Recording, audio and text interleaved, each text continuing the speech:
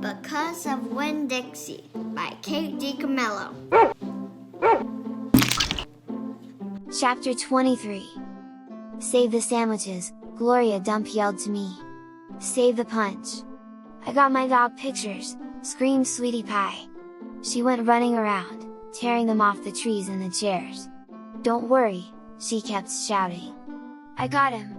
I grabbed the platter of egg salad sandwiches and the preacher grabbed the punch, and we ran into the kitchen with them, and when I ran back outside, I saw that Amanda had hold of Miss Franny Block and was helping her into the house. Miss Franny was so teetery in her high heels that the rain would have knocked her right over if Amanda hadn't held onto her. I grabbed Gloria Dump's arm. I'm alright, she said. But she put her hand on my arm and held onto me tight. I looked around the garden before we left. All the crepe paper was melted and the candles were out, and then I saw Otis. He was standing there by his jar of pickles, looking down at his feet. Otis, I hollered at him over the rain, come on, we're going inside. When we got in the kitchen, Amanda and Miss Franny were laughing and shaking themselves like dogs. What a downpour, said Miss Franny. Wasn't that something? That came right out of nowhere, said the preacher. Woo-wee, said Gloria. Dog, squawked Gertrude. I looked at her. She was sitting on the kitchen table. The thunder was really booming and cracking. Oh no, I said. I looked around the kitchen. Don't worry, said Sweetie Pie. I saved them dog pictures. I got him right here. She waved around her wad of magazine pages. Where's Winn Dixie? I shouted. I forgot about him. I was just thinking about the party and I forgot about Winn Dixie. I forgot about protecting him from the thunder. Now, Opal, the preacher said, he's probably right out in the yard, hiding underneath a chair. Come on, you and I will go look. Hold on, said Gloria Dump, let me get you a flashlight and some umbrellas. But I didn't want to wait. I went running out, into the yard. I looked under all the chairs and around all the bushes and trees. I called his name real loud. I felt like crying. It was my fault. I was supposed to hold on to him. And I forgot. Opal, I heard the preacher call. I looked up. He was standing on the porch with Gloria. And Dunlap and Stevie Dewberry were standing there, too. Your guests are here, the preacher said. I don't care, I hollered. Come on up here, Gloria Dump said, her voice all hard and serious. She shone her flashlight out at me. I walked up onto the porch and she handed me the flashlight. Tell these boys, hey, she said. Tell them you're glad they came and that you will be right back just as soon as you find your dog. Hey, I said. Thank you for coming. I just got to find Winn Dixie and then I'll be right back. Stevie stared at me with his mouth wide open. You want me to help? Dunlap asked. I shook my head. I tried not to cry. Come here, child, Gloria Dump said. She reached for me and pulled me close to her and whispered in my ear, there ain't no way you can hold on to something that wants to go, you understand? You can only love what you got while you got it. She squeezed me hard.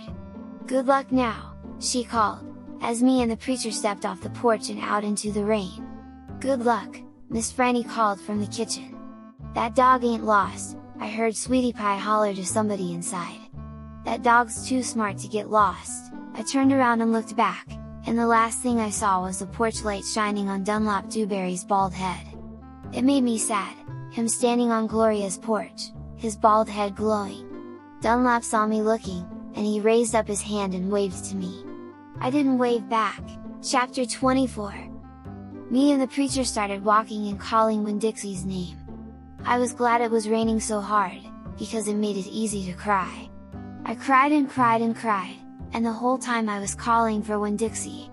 Winn Dixie, I screamed. Winn Dixie, the preacher shouted. And then he whistled loud and long. But Winn Dixie didn't show up. We walked all through downtown. We walked past the Dewberry's house and the Herman W. Block Memorial Library and Sweetie Pie's yellow house and Gertrude's pets. We walked out to the Friendly Corners trailer park and looked underneath our trailer. We walked all the way out to the Open Arms Baptist Church of Naomi. We walked past the railroad tracks and right on down Highway 50.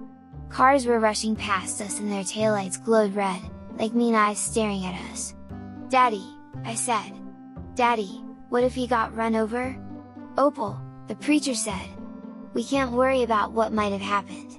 All we can do is keep looking." We walked and walked. And in my head, I started on a list of 10 things that I knew about Winn Dixie, things I could write on big old posters and put up around the neighborhood, things that would help people look for him. Number 1 was that he had a pathological fear of thunderstorms. Number 2 was he liked to smile, using all his teeth. Number 3 was he could run fast. Number 4 was that he snored. Number 5 was that he could catch mice without squishing them to death. Number 6 was he liked to meet people. Number 7 was he liked to eat peanut butter. Number 8 was he couldn't stand to be left alone. Number 9 was he liked to sit on couches and sleep in beds. Number 10 was he didn't mind going to church. I kept on going over and over the list in my head. I memorized it the same way I had memorized the list of 10 things about my mama. I memorized it so if I didn't find him, I would have some part of him to hold on to. But at the same time, I thought of something I had never thought of before, and that was that a list of things couldn't even begin to show somebody the real Winn Dixie, just like a list of 10 things couldn't ever get me to know my mama. And thinking about that made me cry even more. Me and the preacher looked for a long time, and finally, he said we had to quit. "But Daddy," I said, "Winn Dixie's out there somewhere. We can't leave him." "Opal," the preacher said, "we have looked and looked, and there's only so much looking we can do." "I can't believe you're going to give up," I told him. "India, Opal," the preacher said, rubbing his nose, "don't argue with me." I stood and stared at him. The rain had let up some. It was mostly a drizzle now. "It's time to head back," the preacher said. "No," I told him. "You go ahead and go, but I'm going to keep on looking." "Opal," the preacher said in a real soft voice, "it's time to give up. You always give up." I shouted. "You're always pulling your head inside your stupid old turtle shell. I bet you didn't even go out looking for my mama when she left.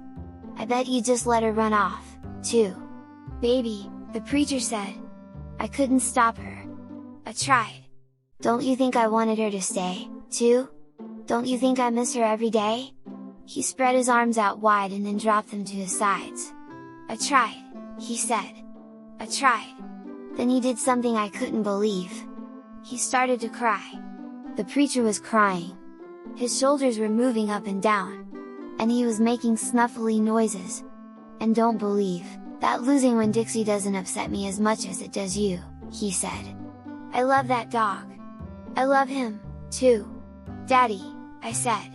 I went and wrapped my arms around his waist. He was crying so hard he was shaking.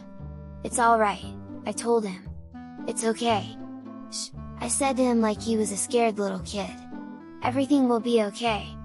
We stood there hugging and rocking back and forth, and after a while the preacher stopped shaking and I still held on to him, and I finally got the nerve to ask the question I wanted to ask. "Do you think she's ever going to come back?" I whispered. "No," the preacher said. "No, I do not.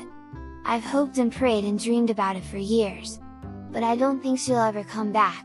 Gloria says that you can't hold on to anything. That you can only love what you've got while you've got it." "She's right," the preacher said.